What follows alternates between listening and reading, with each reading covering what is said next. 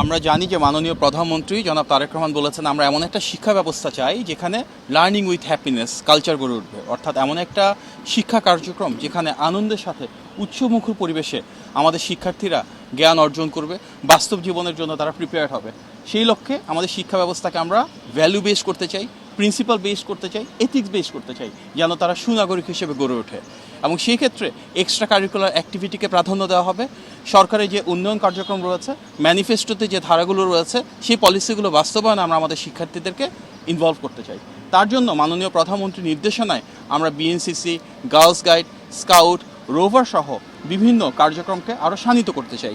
আমাদের মূল উদ্দেশ্য বিএনসিসি, গার্লস গাইড কিংবা স্কাউটের মতন এই ধরনের যে প্ল্যাটফর্মগুলো রয়েছে এগুলোকে ন্যাশনাল লেভেলে কিভাবে আরও বিস্তৃত আকারে আমরা কার্যক্রমে সম্পৃক্ত করতে পারি তা নিয়ে কার্যকর উদ্যোগ গ্রহণ করা হবে। মাননীয় প্রধানমন্ত্রী ইতিমধ্যে বলেছেন যে আমাদের মূল উদ্দেশ্য আমাদের প্রতিটি ছাত্র আমাদের যে ডেমোগ্রাফিক ডিভিডেন্টটা রয়েছে, অর্থাৎ বিপুল পরিমাণ যে সংখ্যা, তাদেরকে যেন দক্ষ মানব সম্পদে আমরা রূপান্তর করতে পারি, তাদের মাঝে সুনাগরিকের গুণাবলী আমরা তৈরি করতে পারি একটা ডিসিপ্লিন ফোর্স হিসেবে, যেখানে আগামীর বাংলাদেশ বিনির্মাণে সমৃদ্ধ এবং স্বনির্ভর জাতি গঠনে তারা সক্রিয় ভূমিকা রাখতে পারে।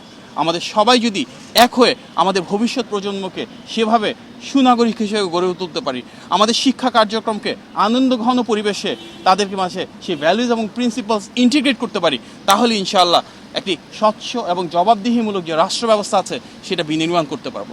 মাননীয় প্রধানমন্ত্রীর নেতৃত্বে আমাদের মাননীয় শিক্ষামন্ত্রী এবং অন্যান্য স্টেক হোল্ডাররা সবাই এক হয়ে বসেছি এবং ইনশাআল্লাহ আমরা সবাই এক হয়ে মাননীয় প্রধানমন্ত্রীর যে অভীষ্ট লক্ষ্য সেটি অর্জন করতে পারবো এবং আমাদের ভবিষ্যৎ প্রজন্মকে আগামীর বাংলাদেশ বিনির্মাণের দক্ষ কারিগর হিসেবে গড়ে তুলব ইনশাআল্লাহ।